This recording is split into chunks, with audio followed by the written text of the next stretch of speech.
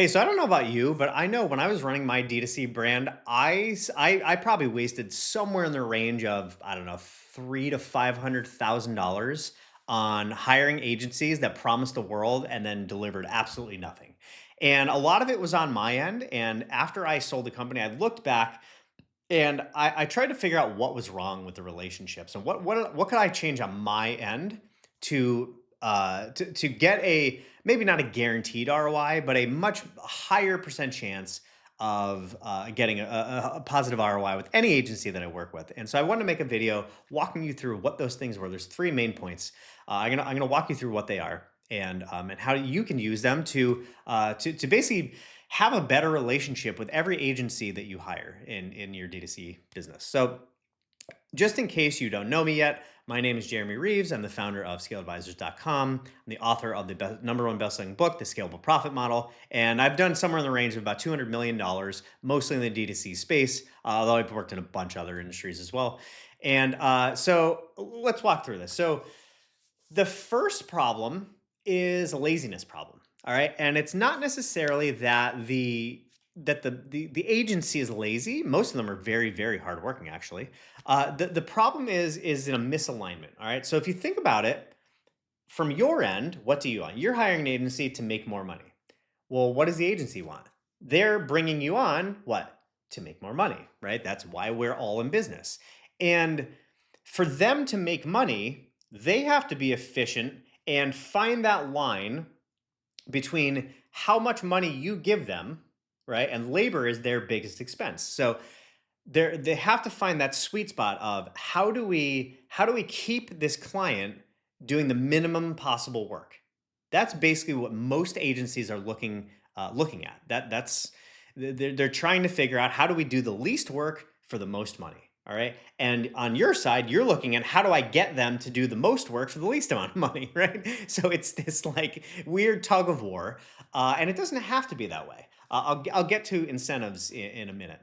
Uh, the two biggest things that I would say that help this weird tug of war situation are contracts and accountability, right? So when you hire someone, make sure there's a contract in place. Make sure that they are very clear what they're giving you. And I don't just mean, let's just say a media buyer. Everyone's probably hired a media buyer listening to this. I'm not talking about them saying, "Oh, we're going to run your media." Okay? What I'm talking about is what does that look like? Specifically, you're going to run my media. How? How many ad creatives are we going to do every week? How am I going to get a CRO specialist? Am I going to get someone that's going to analyze my results and not only look at it from an ad spend perspective, but look at it from a like a net ROAS perspective, or a contribution margin perspective, or a profit perspective, right? They're going to look at it and figure out like what are the actual numbers we need to hit. Like, are you getting all those things? So figure out what you're actually getting from them and have it written in a contract. Okay, that therefore creates accountability. And then once you're very, very, very clear, this is kind of like you hiring an employee, but you're hiring an agency, right? It's the same thing. When you hire an employee, you should have a very clear job description. You should have very clear KPIs. It is the same exact thing for an agency. And I've made this mistake too, by the way, where for some reason we'll spend time hiring employees, but agencies, it's like you hear about an agency from a friend and they say, "Oh, they do great work." And you go, boom, hired. No questions, just take over my stuff. Right? So that's not the right way to do it. You have to make sure there's accountability. You have to make sure there's like whatever that looks like for you, whether it's a weekly progress report or some sort of dashboard, whatever it is, right? Get clear on what they're going to deliver you, get it in a contract that is signed in very clear language, and then have some sort of accountability process to keep them accountable for actually doing those things. And then if they don't do those things, then you can go back and then you say, "Hey, I gave you X dollars. Like our agreement was I would give you X dollars. You would give me X. I gave you X dollars. You didn't give me X. So what happens next? Either you're going to have to refund me on that, or you're going to have to double time it to make up for your lost time and we got to start hitting these benchmarks, whatever's laid out from them, right? So important. And most people don't do it, and I didn't do it for years and years and years, and that's why I lost so much money. And thankfully I lost all that money so that you don't have to, so you're welcome. um, the second problem is the puzzle problem.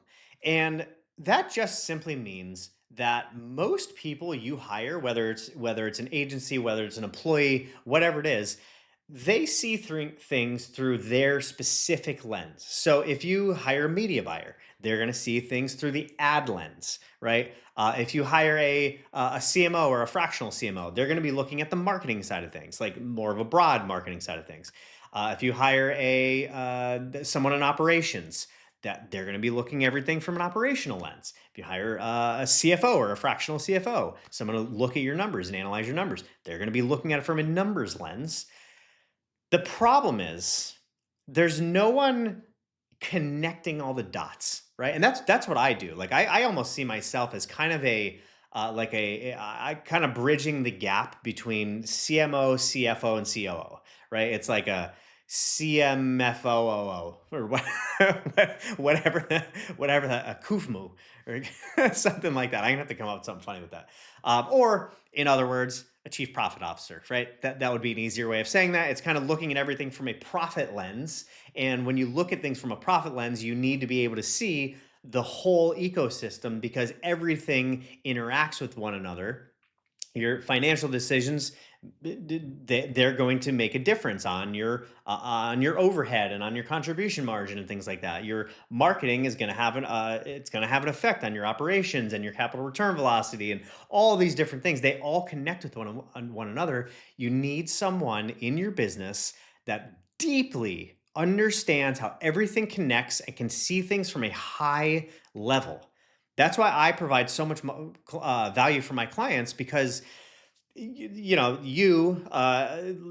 I'm talking like you, I mean like clients, entrepreneurs you're generally in the weeds. You're generally on a low level, right? You're just trying to put out fires. You're in the day-to-day stuff. You're not seeing things long term from high above.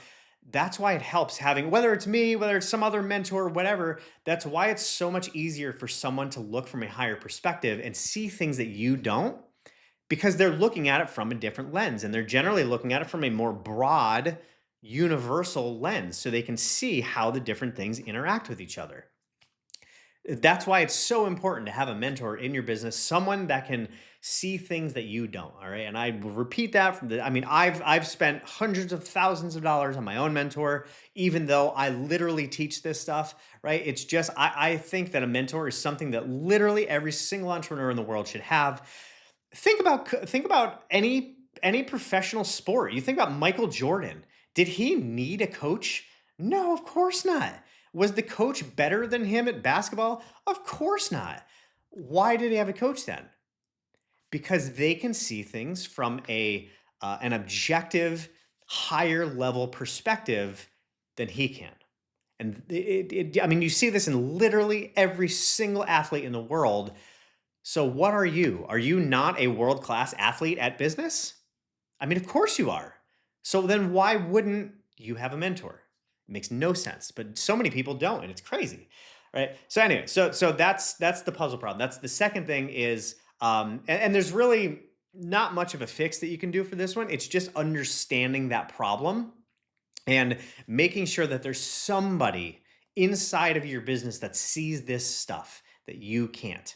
Okay, whether that's someone like me, some like an outside consultant, whether that's like a personal well, I would say personal mentor, but it's kind of the same thing as a consultant. Whether it's an employee that you have, whatever it is, whether it's you, if you can get yourself up and out of the business, you have to learn all this stuff first. If you don't know it now, whatever that looks like for you, just make sure that's in place. And then the third one would be incentives, right? So the incentive problem. Make sure, and this again goes for both employees and for agencies. A good example of this is sales teams. Make sure that whatever they're getting commissions on makes sense for your business and that it's aligned with what you want in the business. Them getting sales just based on revenue is generally a really bad idea. Why? because when salespeople get paid for making a sale, and that's the only thing that they have to consider, what are they going to do? They're going to do anything that they need to do to make that sale. They'll lie, they'll steal, they'll cheat, they'll make up shit. Whatever they have to do to make that sale, they'll absolutely just pound them with messages, right? Trying to get them to buy. But if you have the incentives more aligned, like maybe you get paid based on contribution margin, which includes refunds, it includes the price point, all those things, right? Then the incentives are very, very different, and there you're going to be aligned. All right, that's a sales. That's just on the sales piece. When you're working with agencies, whether it's Amazon agency, media agency, fractional CMO, whatever, whatever you're talking about, make sure that when one person wins, both people win. All right. So when they get you a result, they win, but you also win.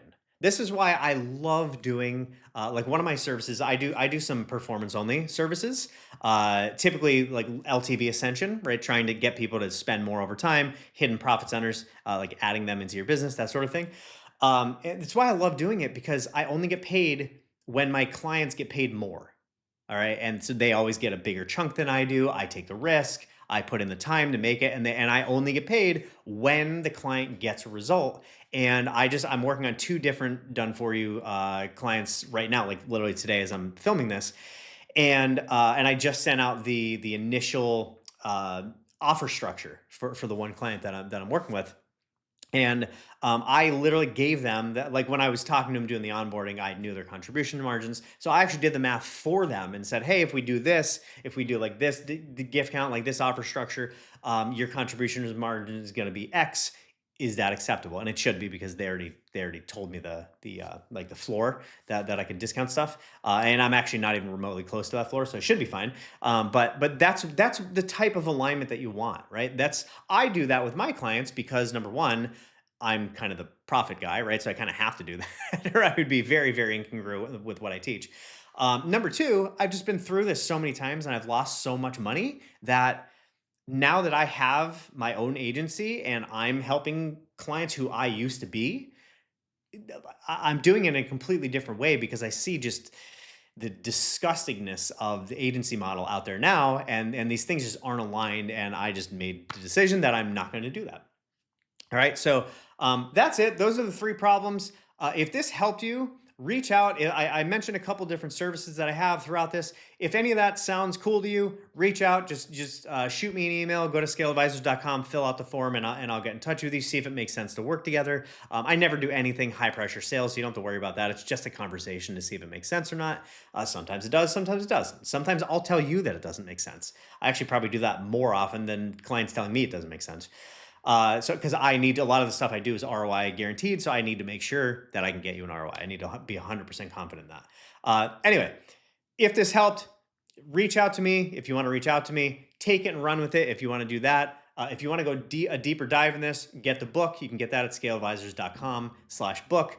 Otherwise, give this, if you enjoyed this and you want to do none of those things, then I would really appreciate a like, a share, comment, whatever you want to do, whatever you feel like doing that would help, help give some good karma back, and also teach other entrepreneurs how to do this for their businesses.